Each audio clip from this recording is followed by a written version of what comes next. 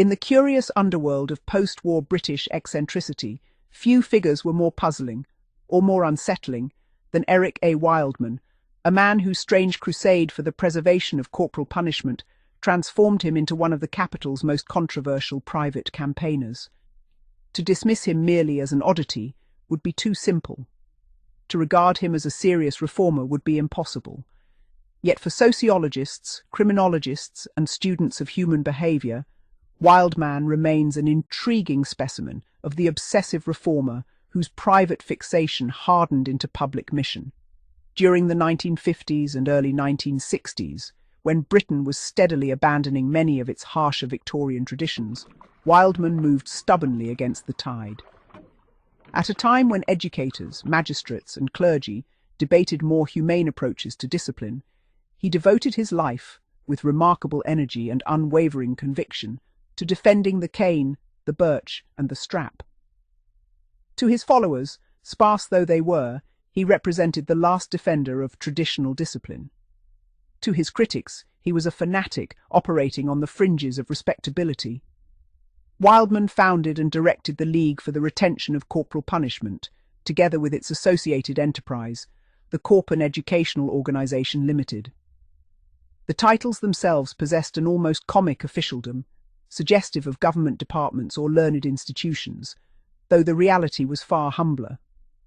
From cramped offices scattered across London, Wildman managed a small but industrious operation devoted almost entirely to the advocacy and manufacture of punitive instruments. His literary output was prodigious, if hardly distinguished.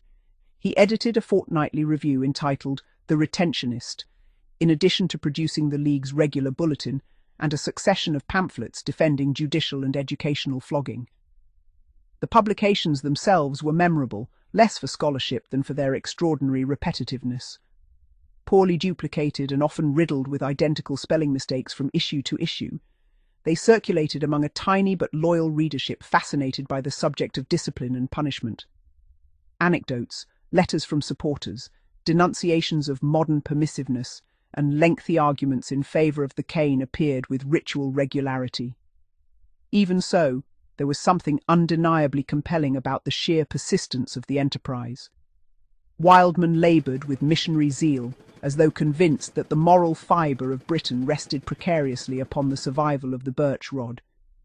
His pamphlets, somewhat more professionally printed than the newsletters, carried much the same tone. Eventually, however, the authorities began to take an interest in the material he distributed.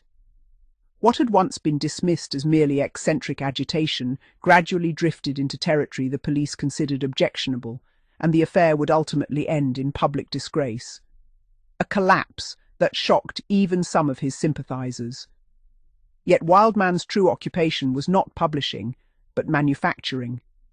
Visitors to his premises encountered what seemed less an office than a bizarre arsenal of chastisement. Here, among bundles of rattan and lengths of leather, Wildman carried on what amounted to a full-time trade in punitive implements. He claimed customers as far afield as America and the Gold Coast, though the precise extent of his international commerce remains uncertain. What is beyond doubt is the scale of his devotion. Those who visited him frequently recalled the same unforgettable scene. Wildman seated amid heaps of canes and straps, calmly conversing while applying the finishing touches to a newly prepared implement. Parcels waited for dispatch on crowded tables. Card indexes were meticulously maintained.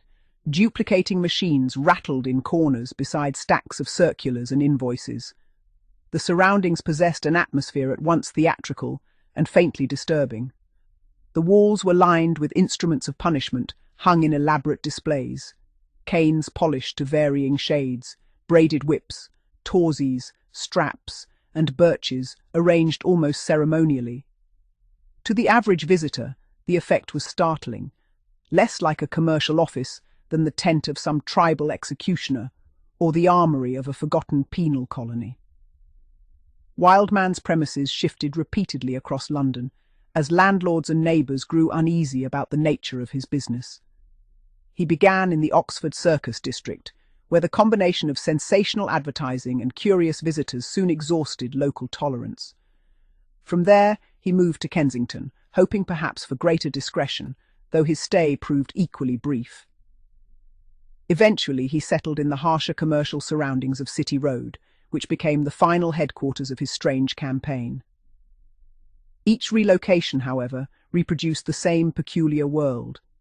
The canes strewn across the floor, the carefully wrapped parcels awaiting shipment, the orderly card files documenting customers and correspondence. Above all, the walls crowded with instruments in every conceivable variation of size, shape, flexibility, and severity. For Wildman was not merely a supplier. He was, in his own peculiar fashion, a connoisseur. His catalogues displayed an astonishing range of disciplinary devices designed to satisfy every imaginable preference. There were slender school canes and heavy judicial varieties, broad leather straps and intricately plaited torses of Scottish design. Weight, balance, elasticity, and finish were all described with near scientific seriousness. The diversity suggested not merely commerce, but obsession. The tawse, in particular, became one of his specialities. This traditional Scottish implement, a split leather strap once widely used in schools, fascinated Wildman, who offered numerous versions differing in thickness, length, and suppleness. Customers, it seemed, could choose according to highly specialized requirements. The bulk of the trade, however, remained in simpler articles: canes, belts, and straps of the sort once familiar in schools and households across Britain. To modern eyes, the entire enterprise appears deeply strange, a relic from an age when discipline and physical punishment were discussed with alarming casualness. Yet Wildman himself clearly saw his work not as grotesque, but as socially necessary. In his mind, he was preserving standards, defending order against what he regarded as moral decline. And therein lies the fascination of the man. Eric A. Wildman was neither wholly charlatan nor entirely crank. He occupied that ambiguous territory where private obsession, moral certainty, and entrepreneurial zeal intersect. His activities, though ultimately ending in scandal, illuminate a curious chapter in Britain's cultural history, a moment when old ideas of punishment were dying, but not yet dead, and when one determined eccentric devoted his entire existence to resisting the march of change.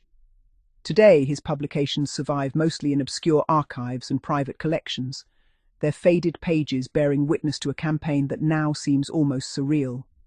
Yet they remain valuable documents for anyone interested in the psychology of authority, punishment, and social anxiety in post-war Britain. For behind the duplicated pamphlets and polished canes stood a lonely figure engaged in a hopeless struggle against the modern world, a man attempting, quite literally, to keep the rod alive.